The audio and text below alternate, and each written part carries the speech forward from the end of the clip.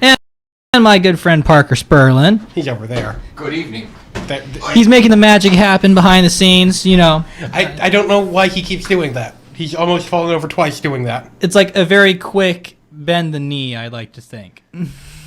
I guess. Anyways, if this is your first time viewing this show, the Phonebooth is completely dedicated to the world of pop culture.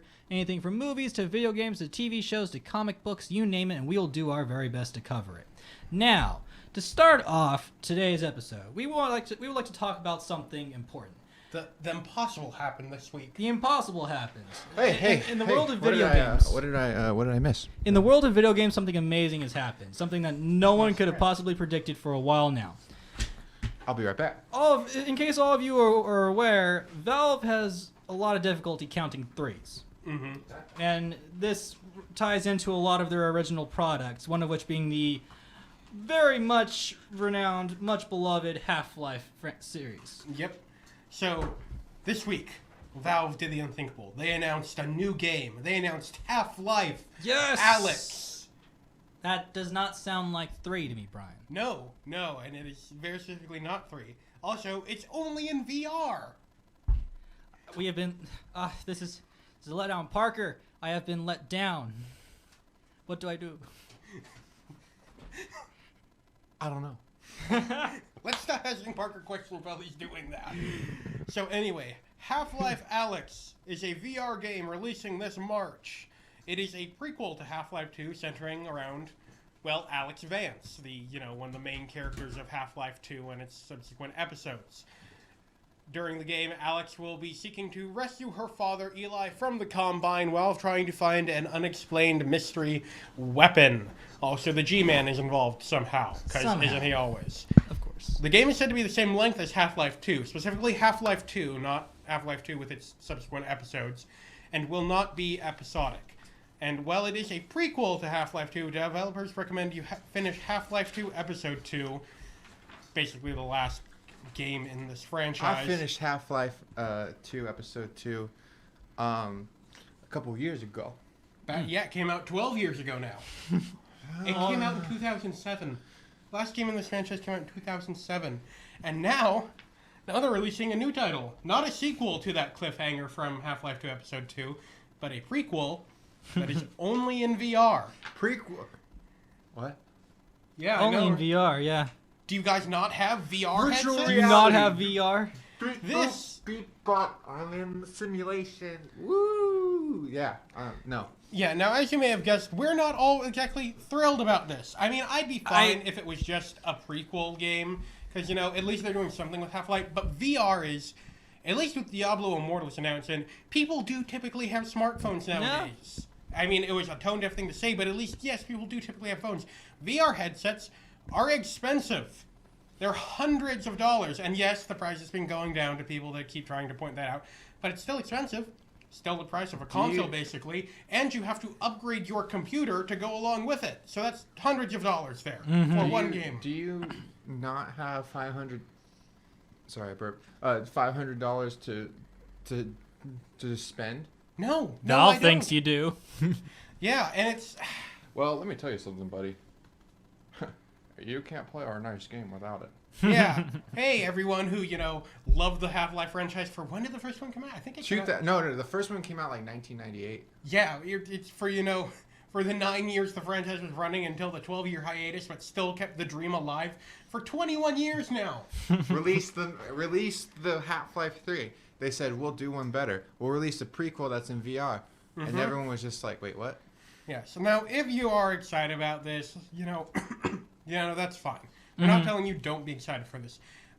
I'm just upset that it's the next step in this major franchise that's been on a hiatus that fans have been anticipating for over a decade now is limited to such an expensive and niche gaming platform.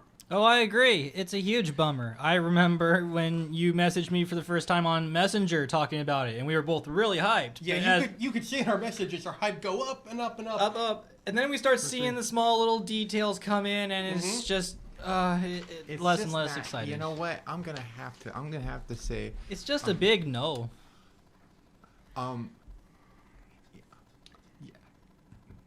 No. I love you, Valve. I really do. But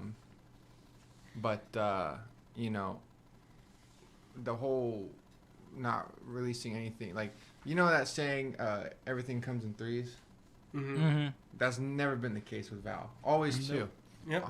And unfortunately, as a dedicated Half-Lifer, my dreams are kind of shot.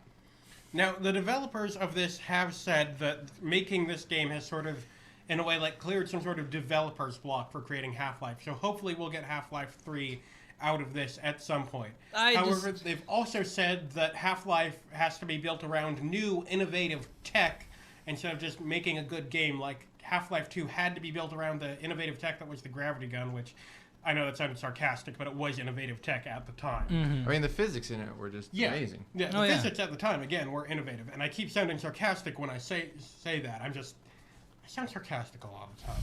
You just noticing that? It's just, I think it feels like they're really, like, teasing us, really enticing us into it, you know? Like, a lot of people are upset that this isn't Half-Life 3 and saying, oh, well, because we've done this, we might be able to do Half-Life 3, so just stick around, you know, try out more of our stuff. We might do it in the future, and you might be happy later on.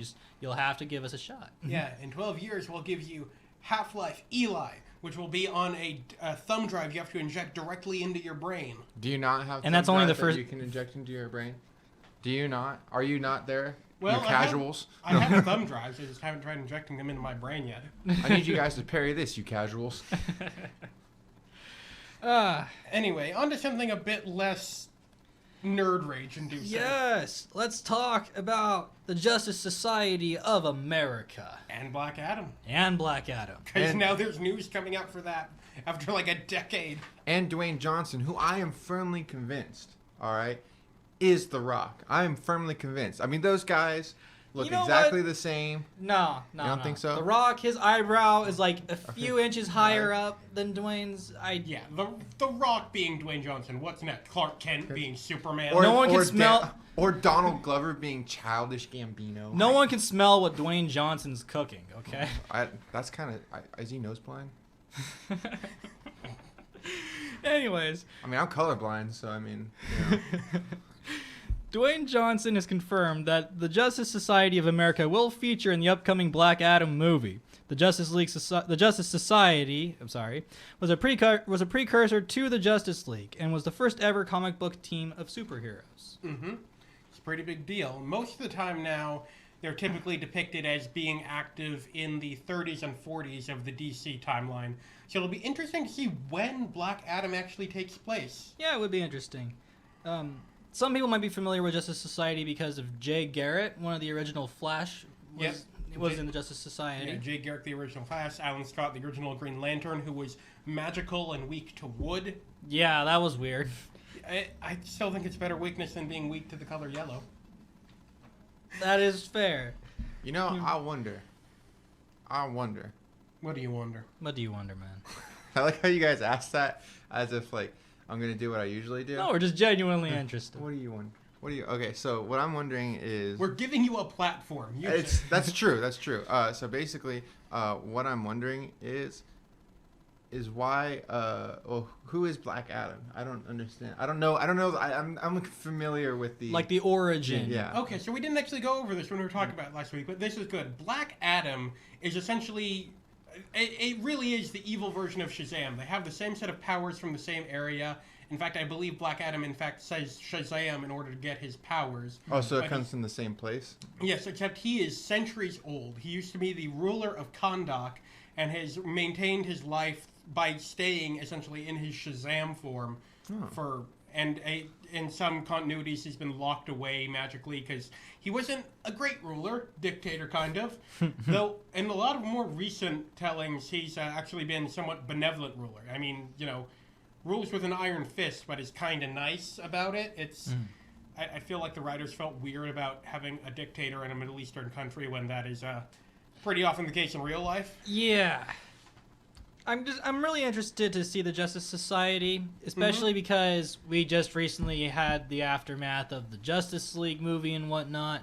I kind of figured we would see more adventures with them, but we're getting a whole nother team of superheroes, the original team of superheroes on top of that. Yeah. You know. Like Superman? No, before Superman. Mm-hmm. We've got, let's see, there was original Flash, original Green Lantern, there was Hawkman, there was Dr. Midnight, there was the Sandman. I thought it was Captain Midnight. No, that's a different thing. That was a different 40s. Which Sandman was it again? Enter the Sandman. No, Good song. Yeah, not the Neil Gaiman Sandman. It was It was, I don't remember his name. He wore like a gas mask, and he had like a gun or whatever. Yeah, that was pretty. He was called the Sandman, but he was just pretty much a guy in a mask with a gun. I distinctly remember him from like Smallville in like one episode. Yeah, that was what superheroes tended to be back then. Is guys in masks and guns. Remember Green Hornet? Yeah, really just a guy in a mask with a gun. Guy in a mask. I mean, Batman at one point was just a guy in a mask with a gun. Yeah. 1930s was a strange time for comics. Well, they were still getting on their feet. Yeah. Anyways, But let's I'm talk about the Batman. Batman. The Batman. Oh, I didn't Not even the know one we with were the going gun. to talk about Batman. I didn't even know we were going to talk about Batman. I mean, I had the script right here. You'd think I would have known this. You'd but- think you'd read it, considering I sent it to everyone last night, but no. He unintentionally called this one. Okay. Did you want me? You go ahead and cover this one, man. Okay. Matt Reeves has revealed that John Turturro, who you might recognize as Agent Simmons from the Transformers movies, will portray Carmine Falcone in The Batman. In the comics, Falcone is the head of the Falcone crime family, sometimes called Falcone. It really depends on who's playing them. Frequently one of the first targets of Bruce Wayne when he returns from Gotham to become the Batman. Yeah. The Falcones and the Maronis were essentially the two crime families ruling Gotham before the Penguin, before all the supervillains came in. Yeah. And in most Batman origin stories now, since Frank Miller's Year One, they are the first enemies of Bruce Wayne as Batman. It will be interesting to see how prominent of a role they play into the upcoming movie. 'Cause, I mean, we have a rogues gallery already announced. We have the Riddler, we have Penguin, we have Catwoman and whatnot. Yep. You know, Yeah. and with big baddies being in the centerfold and everything, it kind of makes me wonder just how much the Mafia would actually play an important role in it. Unless they're connected to, like, Penguin's story, because that is kind of Penguin's thing. Yeah, it'll be interesting to see, because we know it's going to be early on in Batman's career, but I feel like if they go too early, they risk just retreading the ground of Batman Begins. Because, again, Carmine Falcone and the Maronis were in Batman Begins and The Dark Knight as major antagonists. Cause Oh, yeah. I'm hoping maybe this is, like, after he's taken down the Falcones and the Maronis, and now the supervillains are starting to really trickle in. Could be a possibility. Probably have it be like the first 30 minutes or so involving the Falcons or something. Yeah. I don't know. That would probably work. Anyways, hopping over from the DC universe and into the Spider-Verse. Hop, skip, and a straight dip into the Spider-Verse. Yeah, that's right. Hey, I said something that kind of made sense. A little bit. Now, believe it or not, even though it's been like a year since the movie came out, it's still somehow getting awards. Yep. I'm kind of surprised, but also not surprised. I actually did recently get the opportunity to watch the movie, and I did think it was pretty good. Well, that's a weird flex, but okay, Boomer. Anyways, Stay tuned for tomorrow. We're talking about boomers. Anyways, the Oscar-winning film has now been nominated for 3 Grammys. The song Sunflower, performed by Post Malone and Sway Lee, was nominated for Record of the Year and Best Pop Duo/Group Performance, while the soundtrack as a whole received a nomination for Best Compilation Soundtrack for Visual Media. Wait, I didn't know that's how you spell Alex's name. I thought it was A-L-E-X. What? Things you learn. I was talking about the Alex, sorry, off topic, but I just realized that it's spelled A-L-Y-X. Oh, okay, that's what he's talking about. I was looking over the Grammy thing like, what? Yes, it's Alex with a Y. I just now looked at it. Hey, my ability to read is really phenomenally low. But Now, this is pretty believable. You know, I mean, when you first hear that it's getting awards, you're thinking, wow, it's still getting like Best Picture awards and whatnot. Mm-hmm. But for soundtrack, I can believe it's still getting awards. It had a fantastic soundtrack. Very good soundtrack. I mean, Sunflower, obviously. There was What's Up Danger, Start a Riot. who had your favorite guy? You love Post Malone. its original I love score him. was good. I love the Prowler's theme that played. Mhm. He was complaining before we started the show. Well, not complaining. I shouldn't say he was complaining, but We shouldn't say what I said on air no, for we're many not, reasons. No, we're not saying. I'm not saying what you said gonna say what you said on air. I'm just saying, you don't. You just don't like it, Post Malone. I am not generally a fan of his music, but I do like Sunflower, yes. Yeah. I liked his Black Ops 4 commercials that he did. Yeah. Where he did Rockstar and different versions. He just doesn't look like your average rock star. No, he doesn't. There's nothing really average about a rock star. I mean, if you think about it.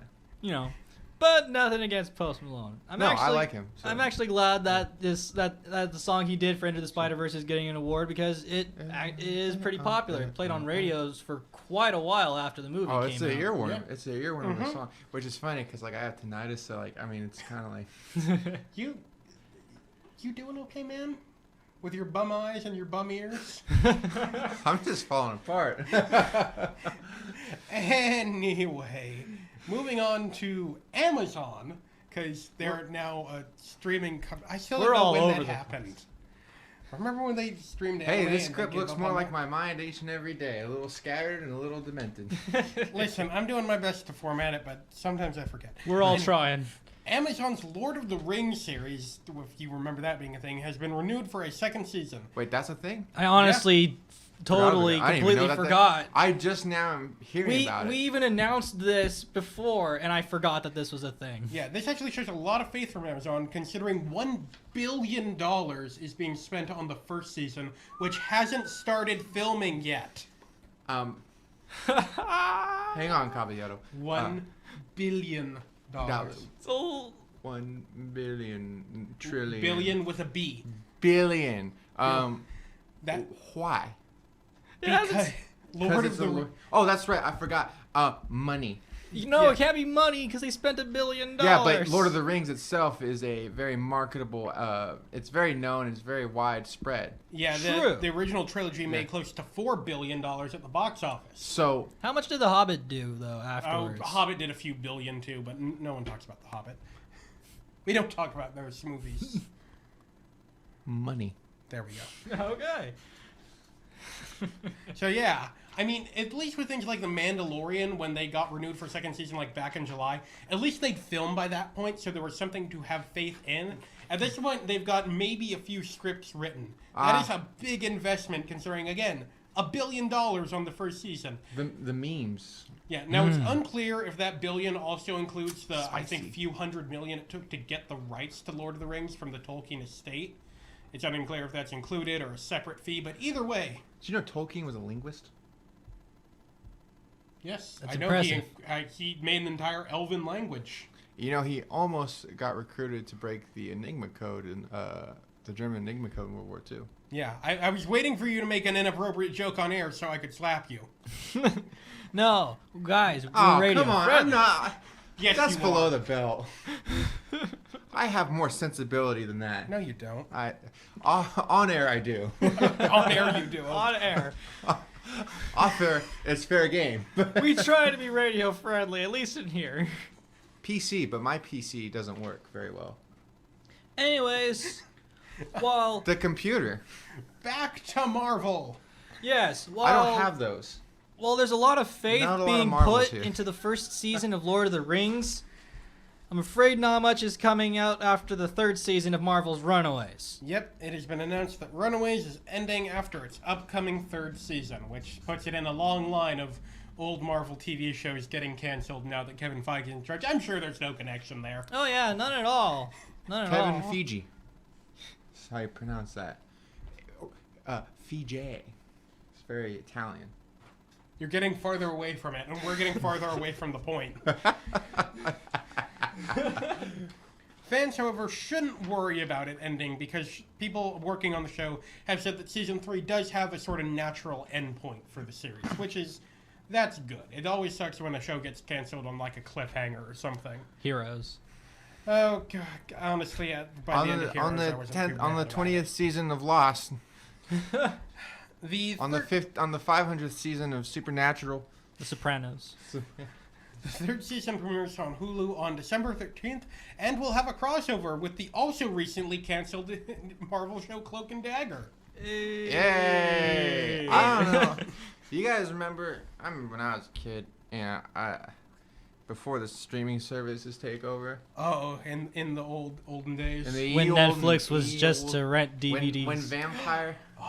When Vampire Diaries was still just on air, it was still on the cables. Oh, man. I think it was a C. What It was the CW still. Yeah, CW. Yeah. Oh. Gosh. Terrible days.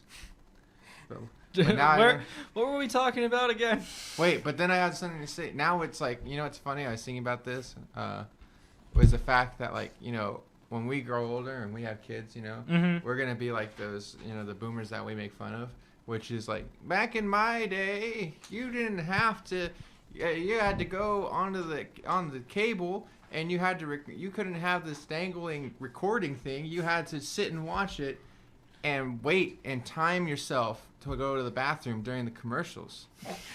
I don't know if you really had to time yourself. More of just wait for commercials and go to the bathroom. I don't really think timing played into it.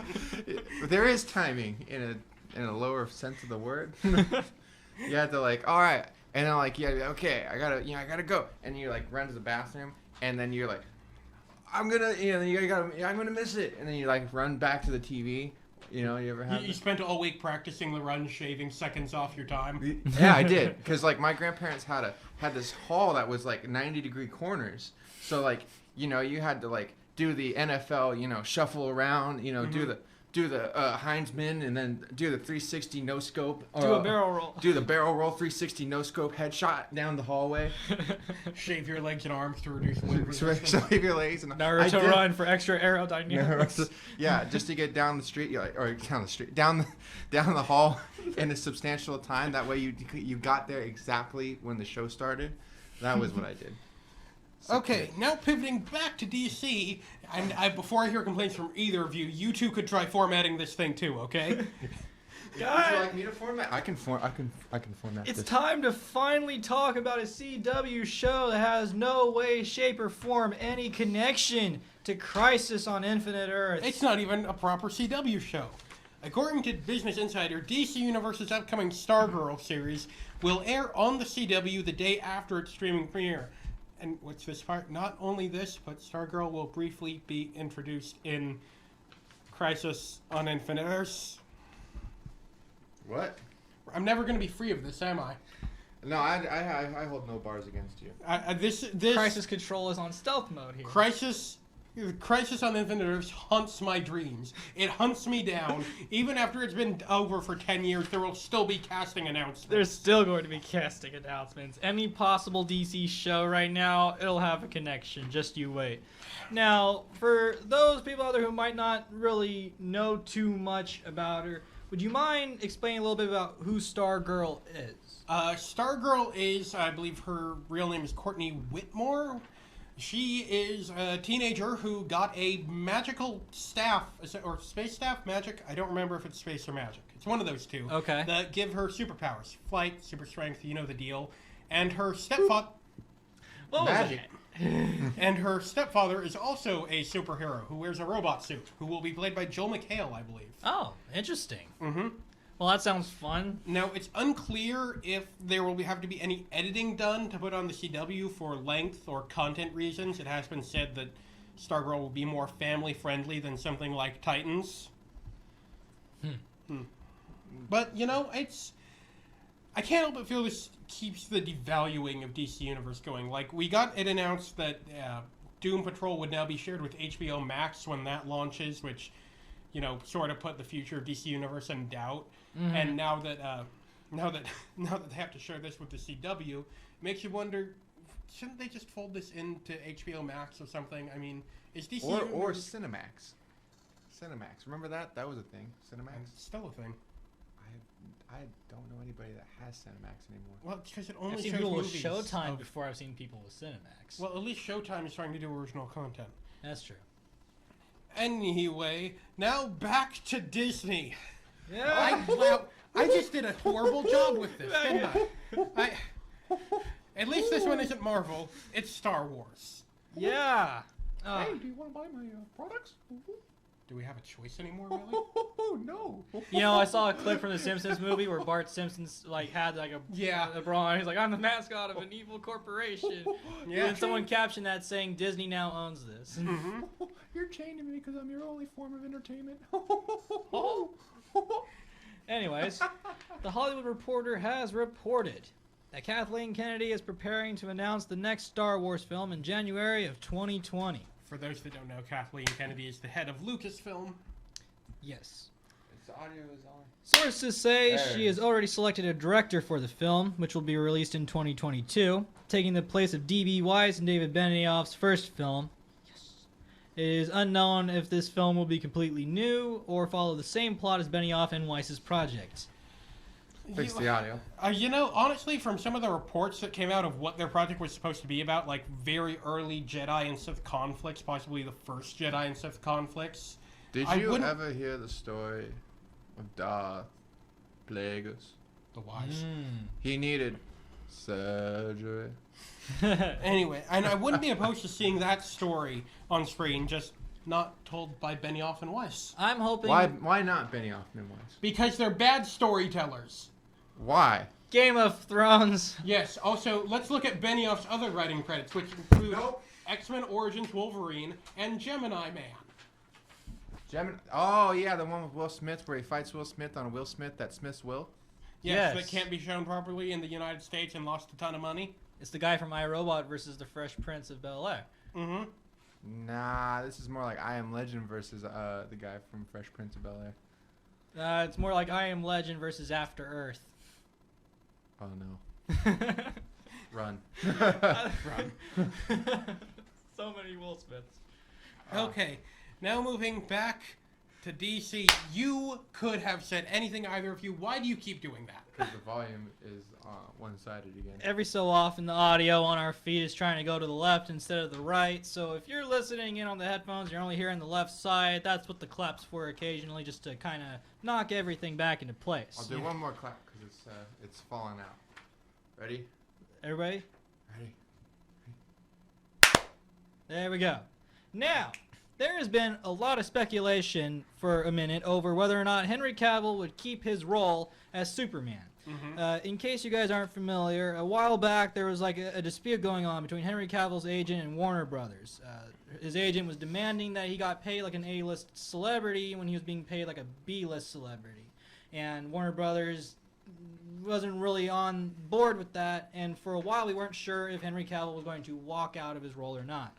But luckily, despite those rumors, Henry Cavill has reaffirmed that he is still the DCEU's Superman.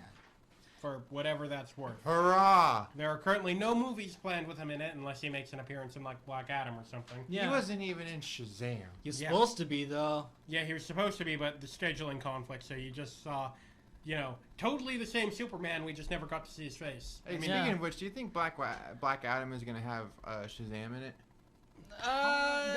I'm thinking it might be set in his own time if they're going to have the Justice Society and whatnot. I'm thinking what Black Adam's going to do is set up Black Adam so he can appear in Shazam too. Probably have the post-credits scene be him and Shazam bumping into each other or something, or at least leading into them crossing over.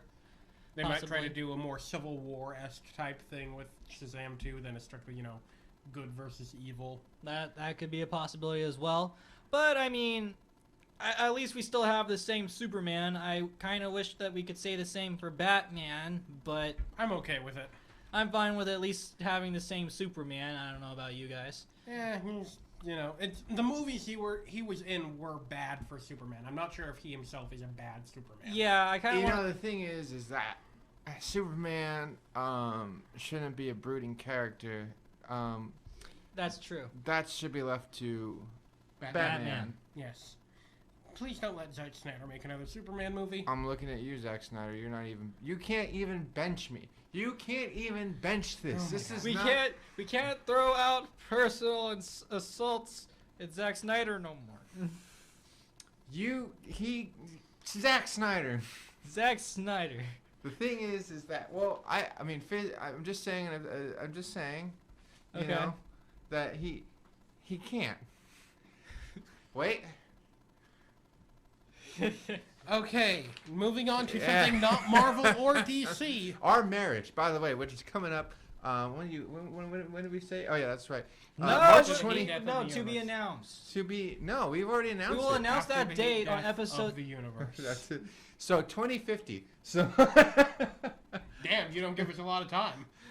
no, not with that. Not the rate at the bees are dying. But Yes, bees and the heat death of the universe are intrinsically linked. So- Anyways, let's talk about everybody's favorite channel Do of you all like time. jazz? The channel that you watch during the day, the night, by yourself, with friends, with family. not us. The number one alien channel. Yes, let's talk about History Channel and Vikings. Now, Vikings is coming to an end. It may have already come to an end. I'm not sure if it just finished its next season or is about to start. Maybe it's in the middle of it. Who knows? Probably people that watch it. But The only person I watched is my grandpa. yes, but that is not the end for the Vikings franchise. As Pap, a if you're sequel watching has, this, I'm sorry, but as a sequel has been greenlit on Netflix. Netflix, you're greenlit. Yep. Titled Vikings Valhalla, the series will take place a century after the original and follow Leif Erikson as he travels to the New World. Leif Erikson, he has a day. Hing-a-ding-a-durg. It's the only time I'm gonna do that. You've already done it before today. Shh, this is the first time I'm gonna do it on air. Good day, good day. A hing-a-ding-a-durg. And he's done it a second time already. You know my I word set means that nothing. plan in motion. Like a Leif Erikson did to the boats. Hing-a-ding-a-durg. No regrets. No regrets. I have many regrets. Not a single letter. I have all of the regrets. But yeah, unfortunately, we don't really have too much info regarding this new series. We just wanted to mention it because, People like Vikings, it seems. I mean, how often do we talk about a show that's premiering on the History Channel? It's not premiering on History Channel. It ended on History Channel. Now it's premiering on Netflix. It had So- its run on History We Channel. talk about that all the time. History Channel. Slight rant about History Channel. Tiny. So this was a show, a channel that used to put out, actual documentaries about other things other than World War II. They used to put out actual, legit documentaries. Now it's ancient aliens, ice road truckers, and American pickers. Okay, Boomer. And World War II. And World War II. Yeah, no, not a boomer. Not a boomer for this one. Oh, in the old days, they used to have actual history on the History Channel. And you're telling me Ancient Aliens is? I'm not saying it's history. I'm How just do saying we you know sound if like a it's boomer. not? It's a History Channel. How do It's we the know if history- it's not history? Can you prove that aliens had nothing to do with the pyramids? See, that's a logical fallacy. Just because you can't. I mean, I'm not saying it's not a logical fallacy. I'm just saying, can you prove it? I mean, sometimes they have World War II stuff. I mean, earlier this Sometimes morning Ancient when Aliens has World War II. Earlier this morning when I was getting ready to come over here, actually, I saw like a series called World War II from Space where it showed the reenactments, but you got to see like a satellite's view of the area and whatnot, which was, I mean, they got fun stuff like that occasionally. That seems like it's a lot less interesting because You it know- would just look like two armies of ants going up against each other. Not Oh, even no. that. You can't see that. It's a from lot more fun than I actually. thought. One of the things is that I used to like. They did this really good special where they had what was it called? It was Leaders of the World, I think is what it was called. Basically, what it was is it followed the lives of all the leaders that were in World War II. The leaders in World War II, they followed their lives back in World War One, and then followed them up to World War II. Oh, So wow. it was really interesting. You got to learn a lot about the different, like Mussolini. That's cool. You learned the background of like Stalin, General Patton, like before they were in World War II and they became the mythical figures they are in American history. You get to see them. So I thought that was cool. That was like the one time I was like, okay, boomer. Oh yeah, that was the one time you ever said that. Not okay, boomer. Just Yes. okay, boomer. I was like, okay, boomer. Context. There- Context. Context. Yeah. Something you should know about Brian. Context. Anyways, ladies and gentlemen, we wrapped up our weekly news segment for this episode. Look. While they're doing that, Brian, let's talk me about getting some married, movies. 2050. If you want to RSVP, you better do it now. The link will be available on Link- episode 69, Big Hammer so, Lane. Big Hammer Lane. Anyways, We're getting married. I don't have any Stay here, my lawfully wedded husband. I'm afraid when it comes to trailer talk, I'm all out of content. There's just no interesting trailers to talk about this week. Just nothing caught my interest. However, we do have some movies that will be releasing. Frozen 2. Yes, the first Yes. one is Frozen 2. And I know you already have that song stuck in your head. Let It Go. Wait, do you think they'll have Let It Go? I thought it was You Got a Friend in Me. You got no, but just no. No. Let It Go 2. Let It Go 2. Let It Go 2. Let it go again. Anyway, Frozen 2 is surprisingly enough a sequel to Frozen, the 2013 animated hit. You don't say. Oh my god. You don't say that it's a He's gonna destroy sequel. The studio. You will destroy this place. I'm like a bull in a Collateral china damage. shop. You really are. Okay, anyway, this film follows Elsa and Co. as she searches for her origins of her powers. And you're gonna take your kid to see it anyway. Do you really care what the plot is? Money. The Rotten Tomatoes score from critics is 75%, and the audience score is 94%. Now, this is kind of surprising, because most Disney movies do better than... Well, everyone's like on this kick of like, oh, Disney movies are so good. What? Who's on that kick? What? Disney's not doing good right now with their movies. Yeah, Now, see, I'm not sure if this may just be a worse movie than Disney's typical Well, it output. just seems like that everyone is on this kick of like, wow, look how like they're still on this like Disney fantasy kick where it's like, oh, these movies are so good, look at all the family values, they're so good, and it's like. I guess, but I think we can get a little bit more than just this. What I think it is that people are waiting for new content, I guess, new material, to think is interesting. But Disney's just kind of doing the same thing over and over, so people are kind of just being content with less. They're like, oh, it's so good. It's like the animation has gotten better, so everyone therefore would think that the story is better, but that's not how this works. Well, I haven't seen the movie. I can't say. I mean, of course, this is just our general opinions, and if you disagree with us, I mean, that's totally fine. If you've seen the movie already, let us know. Yeah, of course. Let us know in the comments. Send me a comment on AOL. I mean, if you send us a comment, you're free to try to. I don't know how it would get to us. Send me on send me a mail through send me a email through Hotmail. Send me an email through CompuServe. In fact, make a CompuServe joke. Why don't you friend me on MySpace? Why don't you find me on MySpace? Tell me about that. Anyway, the next movie is one I am very interested in seeing. A Beautiful Day in the Neighborhood. Well, did you hear that Tom Hanks found out he was like he found out that he was like distinct, like very vaguely related to Fred Rogers. They're like sixth cousins apparently. Really? Yeah, he recently found that out. Yeah. So everyone's a cousin to everyone, by the way. Yeah. Well, yes.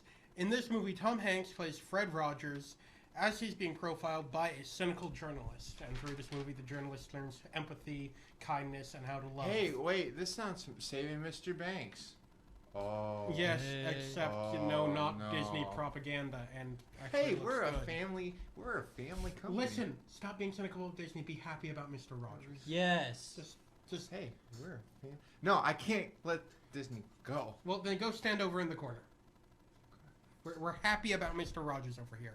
Yes. Now, the Rotten Tomatoes score is 96%. I'm not saying I'm not happy about Mr. Rogers. That's not what I'm saying. That's not what I'm saying. I'm trying to give the Rotten Tomatoes score. Hush. Yes. Rotten Tomatoes score from critics is 96%, from audiences 94%. Well, that's pretty good, Yes. actually. I was afraid that people. Yes, it's good.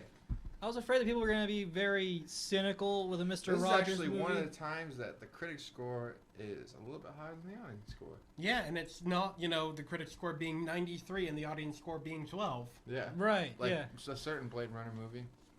You know, it's you make artsy movies, you're going to alienate people. That's very Yeah. That's the reality of life.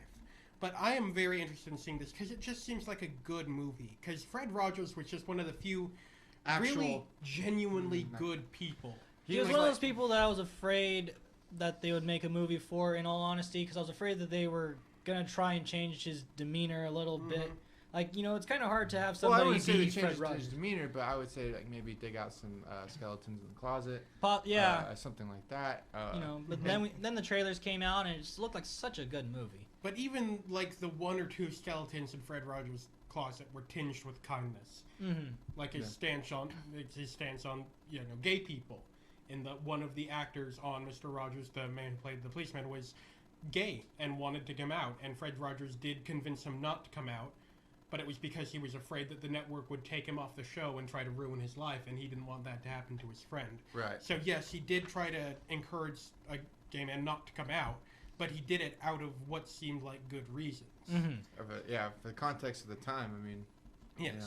And I'm not saying it was necessarily the right thing to do, but I am saying it was something he did out of kindness, and that was who Fred Rogers was. It's like he's like he's like one of the, I hate to quote memes, but like, I mean, he's like the trinity of like awesome people, which is Steve Rogers. Sorry, Steve Rogers. Steve Rogers is a good person. He is. Yes, Captain America is a good person, but Fred Rogers, Bob Ross, and Steve Irwin. That's what I was going to say on that one. Yes. Steve Irwin. I got Steve and Rogers in the same sentence. I'm gonna mix those up.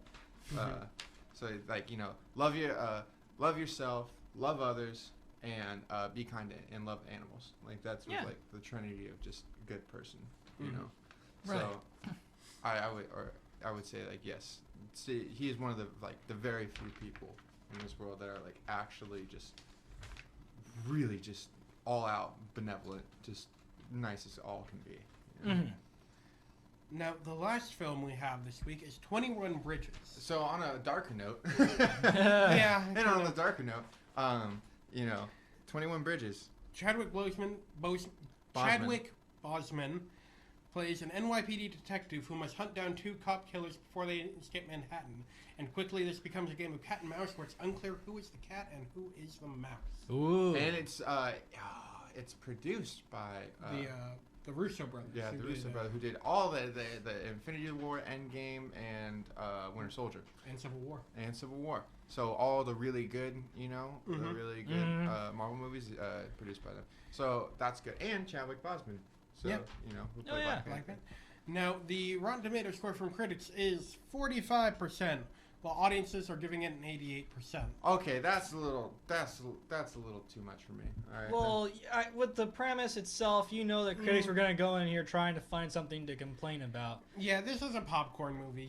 It looks good from the trailers. Maybe it's not a great movie, but it looks like a fun movie. And again, we have advocated for fun movies a lot. It's always good to watch a fun movie. Well, everyone knows my stance. I'm like the Roger Ebert of on this show.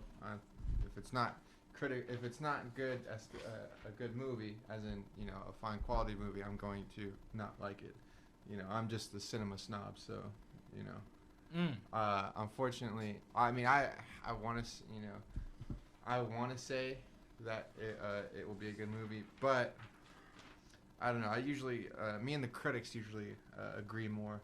So. I think it would be a good movie. I don't think it's gonna be I don't think it's gonna break any I don't think it's gonna break any norms. I don't think it's gonna be like a revolutionary film or nothing. But it's gonna be a fun action movie to see if you and your friends want to see a good little action movie. Yeah. Yeah. Not to say that I'm above having fun. I do. I mean, RoboCop isn't. RoboCop isn't like RoboCop and Ghostbusters. They're not great movies, but they're fun movies. They're funny and fun movies. But I just I'm just as someone who's a movie lover and just loves movies, I'm afraid that I feel like we've taken the not to say that those aren't enjoyable, but I feel like we as the American population have just kind of like downgraded the quality of movies over the last couple. Like, are the standards have slowly just slipped? I don't know if necessarily that the number of good movies come out has slipped, as more there are more movies coming out, so it sort of dilutes the. You know, I wouldn't say so. I mean, but the thing is like, look, even in the 80s, so like, look at like Ghostbusters. Okay, yes, that in the time that was considered just like a fun movie, Mm-hmm. but today, I mean, it's better than most of the fun movies that come out today. Well, yeah, Yeah. I mean, I'd argue that the Marvel movies, they're fun movies. They're not necessarily the best movies, but they are good. They're a good watch. But they're still good. But I mean, like, they're still like the ones that really poke out. For example, Captain America: Winter Soldier. That one's a very good movie. You know, Yeah, critically, and that got a lot of critical acclaim. Mhm. But I also think maybe tastes have changed. Like, I don't like Ghostbusters. I don't like any of the Ghostbusters movies. I really just don't. And so to me, they're not even really fun movies. I know people like them, and that's fine, but I don't. And I'm thinking maybe it's less that movies have changed, more that tastes have changed. And tastes change. I don't really have too much to say on that. I guess what's your opinion? I feel like it might be due to our advancements of like production equipment and techniques and whatnot. It felt like back in the day when you were trying to make a smash hit movie, you really had to try and improvise with what you had. You had to come up with really unique shots, good monologues and everything. Because I mean, back in the day, most of the time you try to get a hit in the theaters, and then hopefully you'd get on VHS tapes and DVDs, etc.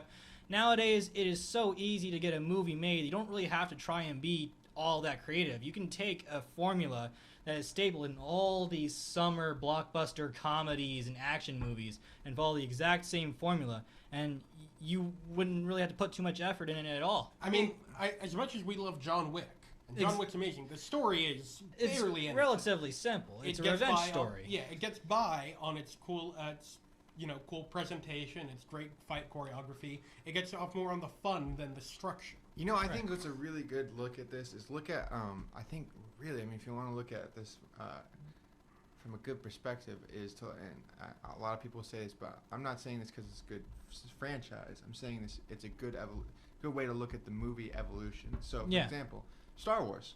Right. Star Wars, 1977. You know, what they did is which doesn't happen now, is that they gave this young director who really only made one movie. It was THX, whatever. Was it American Graffiti before Star Wars?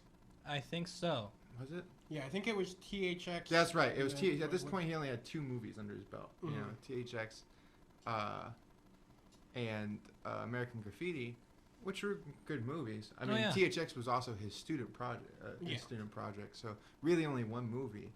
And they said, well, let's give this kid a shot. And turned out, they gave George Lucas a shot, and he made the great, like, honestly, it's like the cult phenomena of like the 20th century. It helped basically invent the summer blockbuster. Yeah, the science fiction summer blockbuster. So, and then now, when he made the prequel, so they write off the success for 4, 5, and 6, and then when he comes to make the prequels, again, they're not going to take. But at this time, they're so financially secured. It's like, no, we only want George Lucas.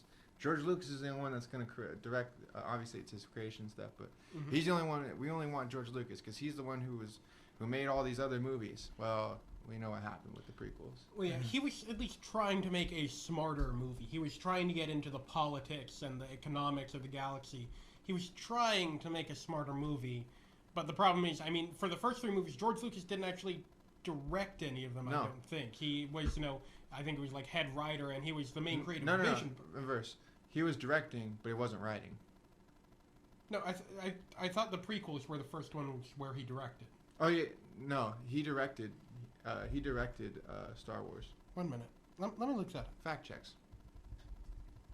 Because we have time. We can do this. Yeah, Star Wars: A New Hope. Let's see. Oh yeah, director George Lucas. Yeah, he had someone else writing on that one. Yeah, it was the next 2 he didn't direct. And unfortunately,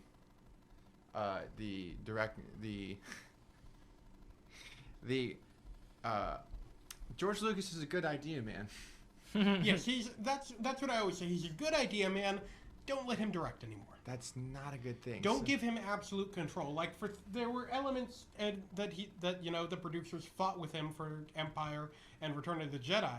Like we missed out on a Luke and Leia sex scene in Return of the Jedi, and that's why we have Ewoks. Is because he wanted both those, and they told him he could have one, and they managed to convince him that Ewoks were better than incest sex. Look, the other thing too is that you can see that in the 70s, in the mid to late 70s, there was this.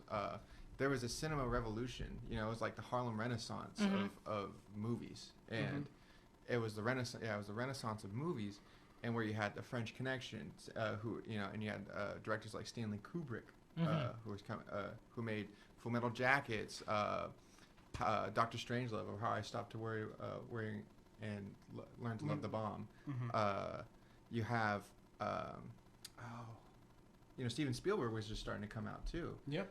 So there was a renaissance in the 70s in which good quality movies came out, and then once and I think you're definitely right about that, Ed, where it's like the floodgate just opened up, and then now they're just pumping out movies just to like satisfy instead of making meaningful quality movies. It's just there to like satisfy you for for that time and make as much money as possible. I mean, it is corporation. I mean, I think there are still meaningful quality movies coming out. I mean, The Joker just came out; it got rave yeah, reviews, and that was but it still made money. It shows that there can be quality movies, right? That we shouldn't. But that's what I'm saying is like we shouldn't. The excuse, I always say it's an excuse of it becomes an excuse when you say like, well. It's a fun movie. It gives that ability to. And see, I don't say it's a fun movie as an insult, like, oh, it's fun, but it's not good. I try not to use it like that. I mean more of it's a fun movie in that it is not trying to be the best movie out there. It is trying to be fun, and I think that is good in its own way. Yeah, it's not trying to be what it's not. It's entertaining to the point where you can learn to just let some of the faults slide because it's an enjoyable enough film to watch. Yeah, because it is in the end entertainment. It's meant to make people feel good. It's meant to give people joy. And, for some people that is, the deeply cerebral movies like The Lighthouse that just came out. People love that, and it's getting rave reviews. I so want to watch that. But there are also things like Endgame, which, they're not, the best movies out there, but they're good to watch. They're fun, and it's the reason it made $3 billion. And I love, I do love the Endgame. That is a good movie. To be honest, I don't think I could ever watch another Marvel movie after that one. I'm kind of like that was the crescendo. I'm exhausted after the past oh God, it's only been 11 years. Yeah. Yeah. It's funny is like I've watched every single Marvel movie in theaters. Really? Yeah. Really? Yeah, I've watched every single one from Iron Man when I was 9 up until Endgame when I was 20. I've seen all of them. I think for Ant-Man and the Wasp in theaters. The first Marvel movie I had ever seen in theaters was the first Captain America movie, the first Avenger. Mm-hmm. Yeah, and I think the last one that I had seen was Avengers Endgame with you, Brian. Yep. But I think I think my favorite one that I saw in theaters I could still watch after Endgame would be Guardians of the Galaxy Volume 2. Mm-hmm. Yeah, that one's great. That one's great. Well, that was very briefly our thoughts on 21 Bridges, and then a very long diatribe on the quality of movies that have come out over the past few decades and what makes a fun or good movie, or both. I mean, you know what? Hey, I mean, we Yeah. had some time to spare. Why Yeah. not? But I think that brings us to the end of the episode about now. We actually have a few minutes. Or does it? Oh, Yay. snap. Okay. So, Oingo Boingo. Good movie. No, not a movie. Good band. Dead Good Man's Party, Oingo Alive version is my favorite song ever. We have just saying. the Mat Labs. We have the technology. $6 million man. It's not a $5 million. We have the man. Mat Lab and the Mad Lads. It's the Mad Lads and the Mat Lab. All right. And so what we have now, release the Mat Lab and then release a Snyder Cut. Release the Snyder Cut first, actually, before all else. We gotta get the Snyder Cut. When we get the Snyder Cut, we will be intrinsic. Like we're gonna be woke. Okay. Like we're gonna be like up here. We'll woke, reach another T-posing, plane of and transcendence. Like we'll be at Elon Musk. Like we'll all be Elon Musk at the end of it. We'll all be Elon Musk Like, in we'll our be- cyber trucks. We'll be sitting there, In our little PS1 making cars. flamethrowers and making warthogs. We have the technology, Brian. We have it. You have it. It's inside you. It's inside your head. Mind meldingly. So, all right. So here's what I'm going to ask you to do. Look into my eye. Look into my eye. Look into it. Look into it. See, he can't handle the woke. He can't handle the wokeness. Brandon on a t-shirt. TM. Me. Google Docs if you're listening.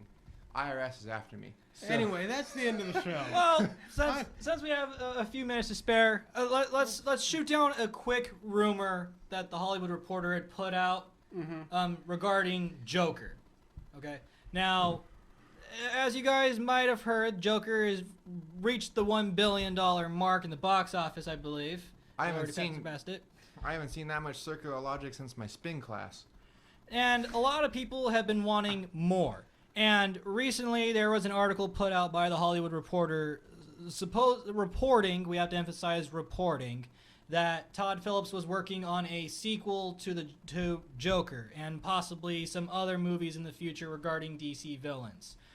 We just want to confirm to all of you that that is false. Yes, Deadline released a report saying that the Hollywood Reporter report was false, and Todd Phillips has now said that there have been vague discussions about it, but there are no contracts drawn up. There's no official plans for a movie. There are no scripts. As one of my all-time favorite mentors would say, Adam Savage, myth busted. Mm-hmm. Yes. Now, with that being said, we've finally reached the end of today's episode. Be sure I reject your reality and substitute my own. Overtime. I will counter reject by inserting my own. I need you. You can't parry this, you casual. I really have reached the end of I our countered time, your though. parry. Be sure to tune in every Saturday and Sunday from 1 to 2 here on The Voice of San Joaquin, where we talk about all things pop culture related. Release the 311 Snyder Cut. Anything from movies to video games to TV shows to comic books, you name it, ladies and gentlemen, we will do our Release very it. best to cover it. Release the Back to the Future Part 5. Now, with that being said, it is time for us to play our super sick, super awesome theme music as we wrap out. I don't even know what I'm doing. And I don't know what this is. we just need a moment. We have our theme song back. It is awesome and everything. You guys are going to love it. Wait, do I press that? You push that and slide it up, yes. Alright, and then I gotta press the main. Yes, you got to push that one. You guys are going to love this. It's our theme music. In the back. Yes. It is back. Yes. Anyways, my name is Edward Heitman. Joining me in the studio, as always, my good friends and co-hosts Brian Rodriguez and partner Spurlin. Man. With that being said, have yourselves a wonderful